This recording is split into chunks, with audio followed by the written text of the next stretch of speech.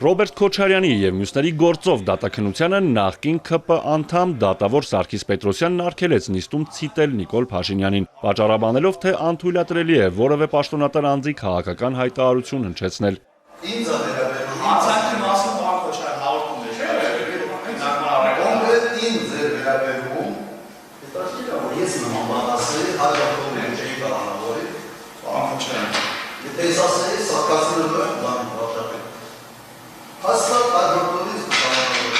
Եթե քաղաքական հայտարարությունները դատարանում քննարկման ենթակա չեն եւ չեն կարող մեջբերվել, ինչու են Ռոբերտ Քոչարյանի 2008 թվականին արված քաղաքական հայտարարությունները գործի նյութ դարձել եւ քննվում դատարանում, հարցրեց փաստաբան Օրբելյանը։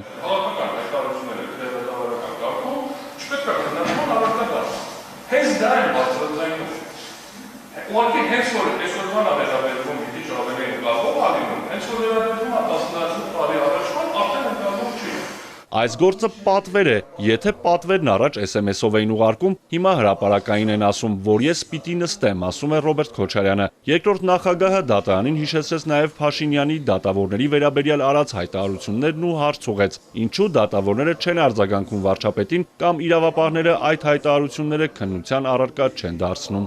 Երբ որ հնչեցվում է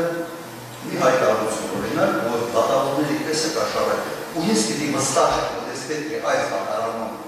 արտարադատություն կրել, եւ նույն մարդը զուգահեռ ասում է, ինքը պիտի նստի։ Հաջորդ օրը ասում է,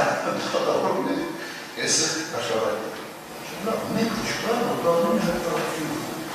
Այսինքն ինչ։ Դատարանը ինչ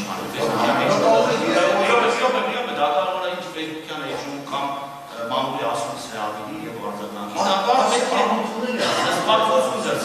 Ցանկացած նմանատիպ քաղաքական հայտարարությունների վերաբերյալ։ Նախագահ Քոչարյանը նշում է 2018-ից մինչև օրս չի հասկացել, ինչի համար է մեղադրվում։ Ոչ քննիչները, ոչ դատախազները չեն կարողացել պարզաբանել, թե որ գործողությամբ է երկրորդ նախագահը գերազանցել լիազորությունները։ Ցինիզմը չափ պետք է ունենա, թե ոչ։ Ռետորական հարց է տալիս Քոչարյանը. ինձ մեղադրում են իմ պարտականությունները կատարելու համար։ Վստահ է, եթե արտակարգ դրություն չհայտարարեր, դատարանի առաջ կանգնած կլիներ անգործության համար։